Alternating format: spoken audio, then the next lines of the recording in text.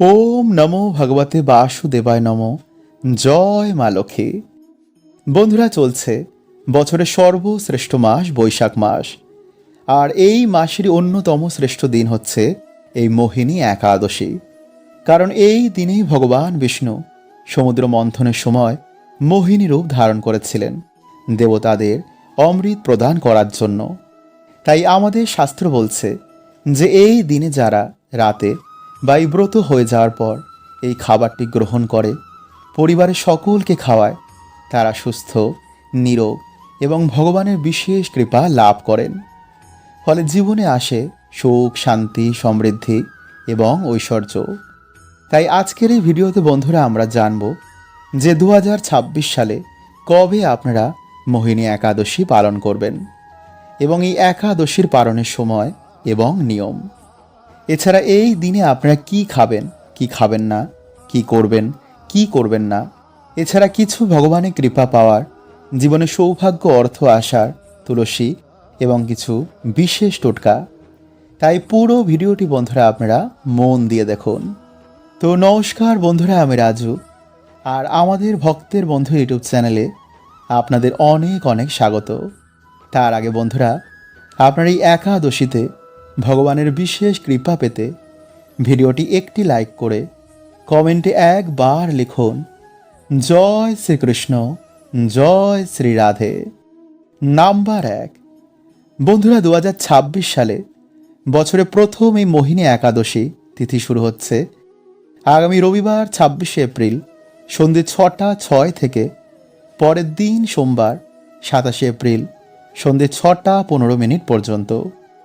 ফলে উদয়া তিথি অনুযায়ী আগামী সোমবারই এবছর 2026 সালের মোহিনী একাদশী পালিত হবে এবং পালনের সময় হচ্ছে পরের দিন মঙ্গলবার ভোর 5টা 6 থেকে সকাল 7টা 42 পর্যন্ত। নাম্বার 2, বন্ধুরা এই দিনে আপনারা সকাল সকাল ঘুম থেকে উঠে ভগবান বিষ্ণুকে অবশ্যই স্মরণ করবেন।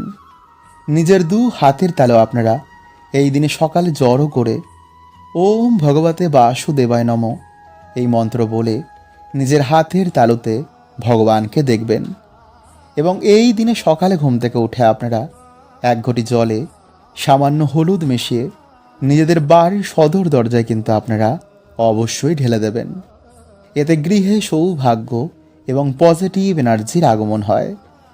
তারপর আপনারা স্নান করে ভগবান সূর্য নারায়ণ দেবকে জল নিবেদন করে বাড়িতে ভগবানের পুজো বা আপনারা ধ্যান সাধনা করবেন।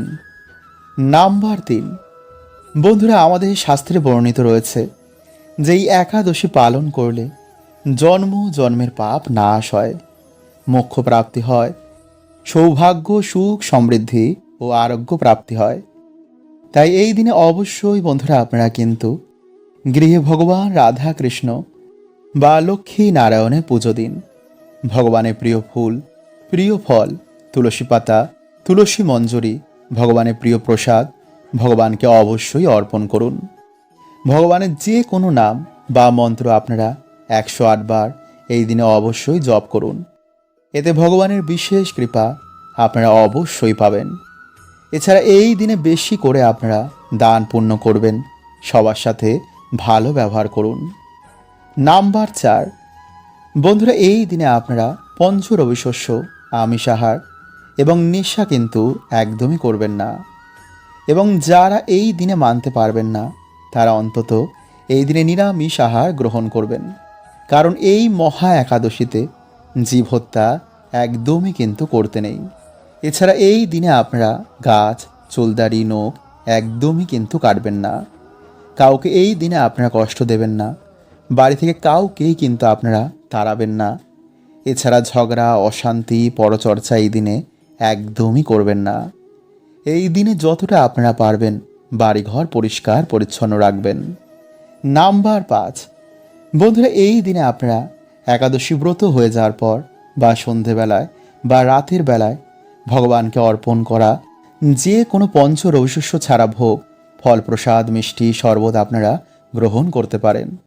এছাড়া এই দিনে সাবুর পায়েস তুলসী পাতা দিয়ে ভগবানকে অর্পণ করে বা সামান্য গুড় তুলসী পাতা দিয়ে ভগবানকে অর্পণ করে তা গ্রহণ করা অত্যন্তই শুভ।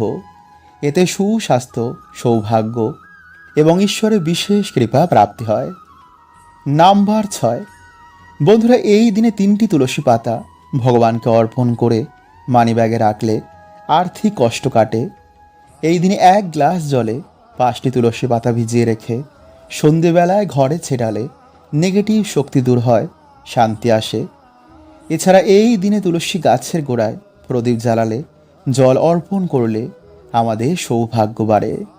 তো আজকের মতন বন্ধুরা এতটুকুই। দেখা হচ্ছে এর পরের ভিডিওতে। জয় শ্রীহরি, জয় মা লক্ষ্মী।